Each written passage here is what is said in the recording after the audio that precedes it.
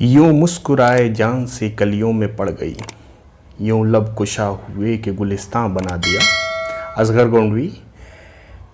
तो दोस्तों, उर्दू अदब के जदीद दौर के एक ऐसे सूफ़ी मंश शायर और ऐसे अदीब के बारे में आज हम गुफ्तगू करने जा रहे हैं जिसका ताल्लुक़ उत्तर प्रदेश से है और जिसको यूजीसी नेट जेआरएफ के भी सिलेबस में शामिल किया गया और जिसको एक ऐसे मतलब वाक़े या इस तरह से इज़्ज़त बख्शते हुए अलीगढ़ मुस्लिम यूनिवर्सिटी जैसे इदारे ने उसको अपने सिलेबस में शामिल किया था।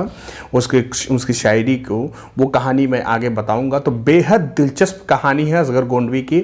जिस तरह से हम तालिब इल्म या तलबा इनके बारे में कम जानते हैं, इनके बारे में कम पढ़ते हैं, सिर्फ़ और सिर्फ जो है एग्ज़ामिनेशन के पॉइंट ऑफ व्यू से पढ़ते हैं, तो उस तरह से नहीं। आज मैं इस मुख्तसर से वीडियो में कोशिश करूंगा असगर गोंडवी की ज़िंदगी के ऐसे से दिलचस्प चीज़ों को बताने के या वाक़यात को बताने की कोशिश करूंगा जिसको जान करके, सुन करके आप लोगों को असगर गोंडवी हमेशा के लिए जहन में महफूज हो जाएंगे।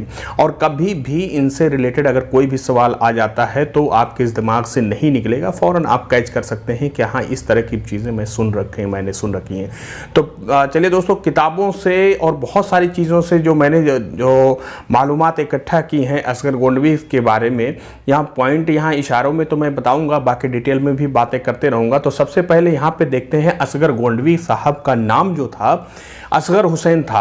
अब कमाल की बात है, ना गोंडा में इनकी पैदाइश हुई, ना ही गोंडा में इनका इंतकाल हुआ है। ये कमाल की बात आप लोगों को याद रखने वाली बात है। ना गोंडा में इनकी पैदाइश हुई, ना ही गोंडा में इनका इंतकाल हुआ, फिर भी ये असगर गोंडवी के नाम से मशहूर हैं।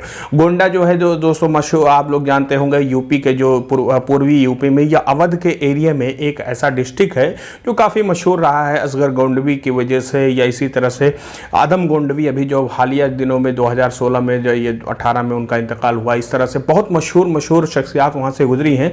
तो असगर गोंडवी का ताल्लुक उस कस्बे से, उस डिस्ट्रिक्ट से, उस शहर से रहा है। इनका असल नाम क्या था? असगर हुसैन था नाम, ठीक है, असगर हुसैन नाम था और असगर गोंडवी के नाम से मशहूर हुए थे। इनकी पैदाइश अगर हम देखें तो पैदाइश इनकी है दोस्तों 1 मार्च 1884 ईस्वी, गोरखपुर में इनकी पैदाइश हुई, योगी आदित्यनाथ वाले गोरखपुर में, ठीक है। 1884 ईस्वी में इनकी पैदाइश गोरखपुर में हुई थी और 30 नवंबर 1936 ईस्वी में इलाहाबाद में इनका इंतकाल हुआ, प्रयागराज में, ठीक है।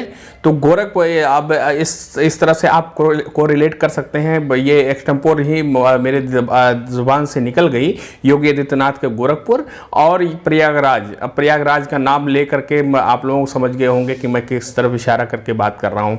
तो प्रयागराज में यानी इलाहाबाद में इनका इंतकाल हुआ था 1936 ईस्वी में। अब 36 ईस्वी याद रख सकते हैं दोस्तों, 36 ईस्वी से तरक्की पसंद तहरीक शुरू हुई थी। इसलिए असगर गोंडवी साहब चूँकि सूफ़ी तसव्वुफ़ के मौज़ूआत को ये बरतते थे और यहाँ पे तरक्की पसंद तहरीक के यहाँ बिल्कुल बरअक्स मामला था, मौज़ूआत बिल्कुल अलग थे, इसलिए इन्होंने सोचा चलो इससे पहले इंतकाल कर लिया जाए। तो ये थोड़ा सा ऐसे ही मैंने बोल दिया ताकि आप लोगों को दिमाग में ये चीज़ें फिट हो जाए। कुछ चीज़ें बात करते रहने तो दिलचस्प अंदाज में अगर हम लोग पढ़ें, हम लोग सुने तो चीज़ें याद रख सकती हैं, ठीक है। मुंशी खलील अहमद वजद बिलग्रामी साहब जो थे और अमीरुल्लाह तस्लीम, इससे पहले मैंने बता दिया फ़ानी के वीडियो में भी, हसरत के वीडियो में भी, जिगर के वीडियो में भी, कि ये जो है साहब 3 जो जदीद या नौ क्लासिकी शायर जो थे, असगर गोंडवी, जिगर मुरादाबादी और हसरत मोहानी, इन तीनों के उस्ताद जो हैं अमीरुल्लाह तस्लीम साहब हैं। बड़े शायर थे, लखनऊ से ताल्लुक़ था, दबिस्तान लखनऊ में इनका बड़ा नाम आता है। अब इससे अंदाज़ा लगा सकते हैं कि असगर गोंडवी, जिगर मुरादाबादी और हसरत मोहानी जैसा शायर इनके शागिर्द हैं, तो उस्ताद का क्या आलम होगा। 1904 ईस्वी में असगर गोंडवी ने मिडिल स्कूल से पास किया था और 1906 ईस्वी में इन्होंने तालीम तर्क कर दी थी। उनके वालिद साहब जो थे, उनके वालिद साहब चूँकि गोरखपुर से गोंडा में उनकी नौकरी थी, वहाँ पे वो रहते थे, वो चाहते थे कि जल्दी ही नौकरी से जुड़ जाएं, तो इसलिए उन्होंने इनको पढ़ाई तर्क करवा दी, छुड़वा दी और कहा कि अब नौकरी पकड़ लो, बहुत हो गया, तुमने बहुत पढ़ ली। तो ये 8वीं क्लास तक, 10वीं क्लास तक इन्होंने पढ़ाई की थी, अंग्रेज़ी वगैरह पढ़ी थी। बाद में फ़ारसी, अरबी और अंग्रेज़ी इन्होंने ज़बरदस्त उसमें महारत हासिल कर ली थी। तो ये मुलाजमत के लिए इन्होंने पढ़ाई तर्क कर दी। अब यहाँ पे देखिए, बाबू राज बहादुर कायस्थ नाम के एक शख्स का इनकी ज़िंदगी में बड़ी अहमियत है दोस्तों। तो ये बाबू राज बहादुर कायस्थ साहब जो थे, ये रेलवे में मुलाजिम थे, ठीक है, गोंडार में रेलवे में मुलाजिम थे। तो वहाँ पे उनसे मुलाकात इनकी हुई और उन्हीं के तवस्सुस से इनको टाइम कीपर की हैसियत से रेलवे में मुलाजमत मिल गई थी असगर गोंडवी साहब को, ठीक है।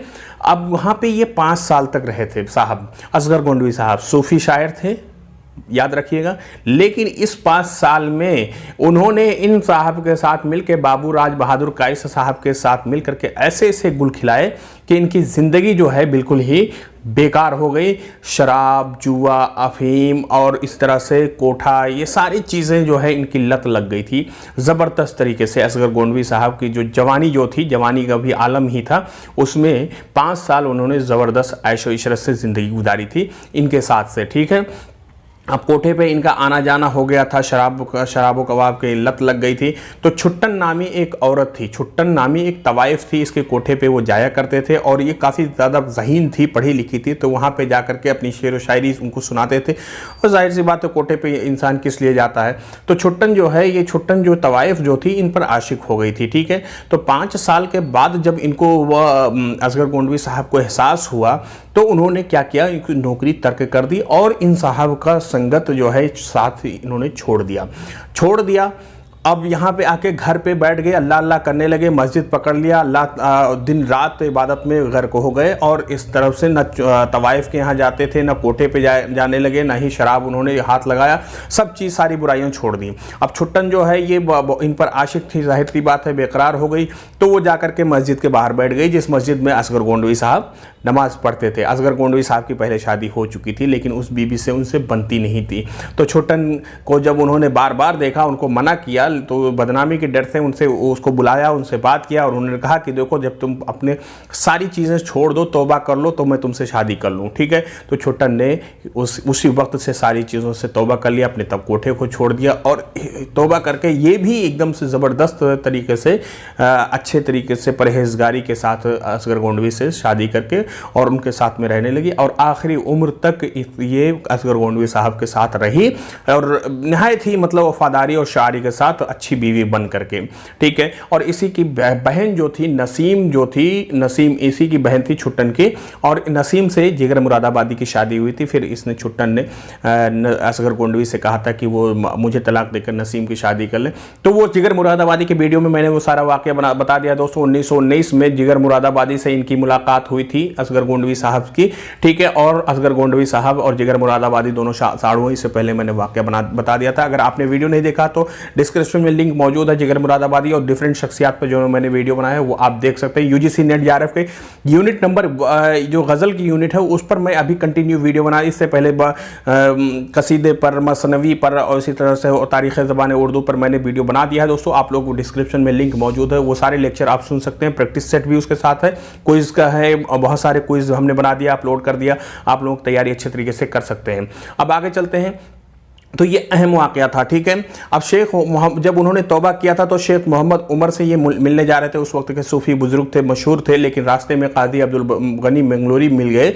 ये भी सूफ़ी बुज़ुर्ग थे, उनके हाथ पर इन्होंने बैत कर लिया और इस तरह से तसव्वुफ़ के रास्ते पे ये चल निकले थे, ठीक है। 1912 में फैज़ाबाद से निकलने वाले हफ्त रोज़ा अखबार जो है हसरत निकालते थे, वो हफ्त रोज़ा कैसर हिंद नामी अखबार में उन्होंने इनको बुला लिया था, वो उसके काम करने के लिए, ठीक है, इदारत करने के लिए नहीं बल्कि काम तरतीब वगैरह देने के लिए फैज़ाबाद में वो चले गए थे। 1925 ईस्वी में नशाते रो इनका पहला शेरी मजमुआ शाया हुआ, ठीक है।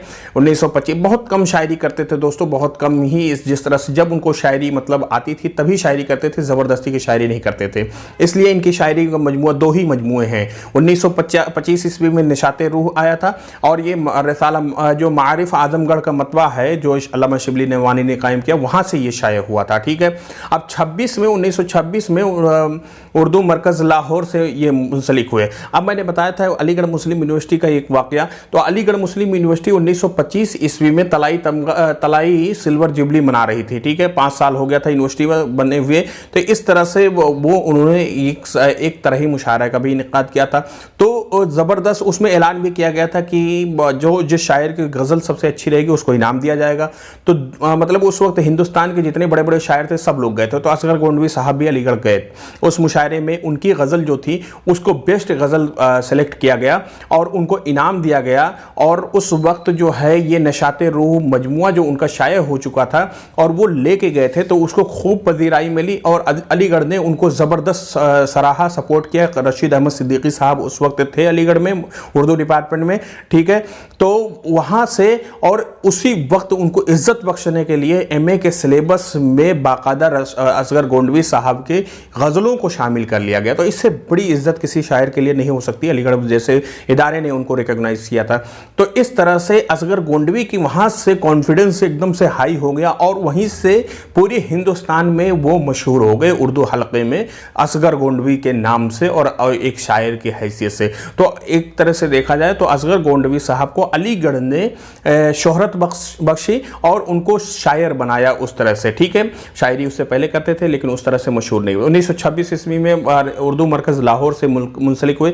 एक इदारा कायम हुआ था, 1.5 साल तक वहाँ पे उन्होंने काम किया था। 1930 ईस्वी में जो इनके एक सरप्रस्त थे सर तेज बहादुर, बहुत बड़े इनके मद्दाह थे, उन्होंने हिंदुस्तानी एकेडमी जब बनी इलाहाबाद में, हिंदुस्तानी एकेडमी के पीछे भी वाक़या है दोस्तों कि जब उर्दू हिंदी का झगड़ा हुआ था तो कुछ इस तरह से इंटेलेक्चुअल या उदबा जो थे उर्दू के हिंदी के मिल करके उन्होंने एक हिंदुस्तानी एकेडमी कायम किया था। आज अभी भी ये हिंदुस्तानी एकेडमी इलाहाबाद में मौजूद है। इसका मतलब ये था कि ना उर्दू ना हिंदी, ये बीच का एक रास्ता निकाला जाए। तो वहाँ से उस इदारे से ये मुंसलिक हुए थे। मौलवी अब्दुल हक साहब भी उसके बहुत बड़े हामी थे, हालांकि ये कामयाब नहीं हुआ था। पंडित जवाहरलाल नेहरू, इसी तरह राजेंद्र प्रसाद और इस तरह से बहुत बड़े बड़े लोगों ने इसकी हिमायत की थी। सज्जाद ज़हीर वगैरह ने, बहुत सारे लोगों ने इसकी हिमायत की थी, ठीक है। हिंदुस्तानी एकेडमी से ये 6 साल तक मुंसलिक रहे और आखिरी उम्र तक वहीं पे रह गए। इस तरह से उनका इंतकाल इलाहाबाद में हुआ था, ठीक है। तो सर तेज बहादुर के तवस्सुत से वो वहाँ पे गए थे और 36 तक वहीं पे रहे थे। 1934 ईस्वी में इस बीच में उनका जो मजमुआ शाया हुआ था सुरूद ज़िंदगी, जो दूसरा शेरी मजमुआ है, ये उनका 2 ही शेरी मजमुए हैं, निशाते रूह और सुरूद ज़िंदगी, ठीक है। निशाते रूह और सुरूद ज़िंदगी, ठीक है। रूह और ज़िंदगी, इस तरह से जो रूहानियत की बात करते थे असगर गोंडवी, रूहानियत की उनकी शायरी, तो निशाते रूह और सुरूद ज़िंदगी इस तरह से आपको रिलेट करके याद कर सकते हैं। अब इस मजमूए में मौलाना अबुल कलाम आज़ाद ने अपनी तकरीज़ लिखी थी, ये याद रखने वाली बात है दोस्तों। वो मजमुआ मौजूद है रेख्ता पे, आप वहाँ से जाकर देख सकते हैं। कुछ अशार यहाँ पे मैंने सेलेक्ट किया, बहुत मशहूर अशार हैं दोस्तों। आलाम रोज़गार को आसान बना दिया, इस तरह से बहुत मशहूर है। तो यहाँ पे चला जाता हूँ हंसता खेलता मौजे हवादिस से, अगर आसानियाँ हो ज़िंदगी दुश्वार हो जाए। बेहद इंपॉर्टेंट और मशहूर शेर है दोस्तों। और दूसरा मशहूर शेर इनका देख लीजिए, यूं मुस्कुराए जान सी कलियों में पड़ गई, यूं लब कुशा हुए कि गुलिस्तान बना दिया, मैंने शुरू में जो पढ़ा था। और 100 बार तेरा दामन हाथों में मेरे आया, तसव्वुफ के बेहतरीन और मशहूर शेर है तसव्वुफ के मौजू पर। 100 बार तेरा दामन हाथों में मेरे आया, जब आँख खुली देखा अपना ही गिरीबा था। अल्लाह रे चश्मे यार की मौजज़ बयानियाँ, हर एक को है गुमा की मुखातब हमी रहे। क्या ज़बरदस्त शेर है। अल्लाह रे चश्मे यार की मौजज़ बयानियाँ, चश्मे यार की मौजज़ बयानियाँ, यानी मौजज़ा देखिए कि यार की आँखों का ये करिश्मा देखिए कि जो जिससे पूछो वही कहता है कि वो तो मुझसे मुखातब था। यानी हर तरफ उसके, ये भी तसव्वुफ के ही मौजू पे ही है, ये इश्क़ हकीकी के मौजू पे है, इश्क़ मजाजी पे नहीं है, ठीक है। और न्याज़े इश्क़ को समझा है क्या ए वाइज़ नादा, हज़ारों बन गए काबे जबी मैंने जहाँ रख दी। न्याज़े इश्क को समझा है क्या ए वाइज़ नादा, हज़ारों बन गए काबे जबी मैंने जहाँ रख दी, ठीक है। यानी जहाँ मैंने अपनी जबी को, अपनी पेशानी को रख दिया, वहीं पे काबा बन गया। इस तरह से मैंने हज़ारों काबे बना दिए हैं, ठीक है। तो ये सारे अशार जो हैं ये तसव्वुफ के मौजू पे बेहतरीन शेर हैं दोस्तों, इनको समझने के और पढ़ने की ज़रूरत है। असगर गोंडवी की ज़िंदगी के बारे में कुछ दिलचस्प किस्से बताए मैंने, 2 मजमुए उनके बताए, ठीक है। और इस तरह से 25 और 34 में उनके शेरी मजमुए आए, 1936 में उनका इंतकाल हुआ। तरक्की पसंद तहरीक से 2 साल पहले उनका शेरी मजमुआ या इफ्तिदा होने से पहले, और तरक्की पसंद तहरीक जिस साल शुरू हुई उसी साल उनका इंतकाल हो गया। ठीक है, अब ये रहा सारी चीज़ें असगर गोंडवी। अगर कोई और क्वेरी है, अगर कोई और सवाल हो तो आप लोग कमेंट करके हमें लिख सकते हैं, बता सकते हैं, पूछ सकते हैं। वेलकम रहेगा आप लोगों का। चैनल को प्रमोट करें दोस्तों, सब्सक्राइब करें और कमेंट करके अपनी राय को ज़रूर बताएं। इंतज़ार रहेगा आपके कमेंट का। बेहद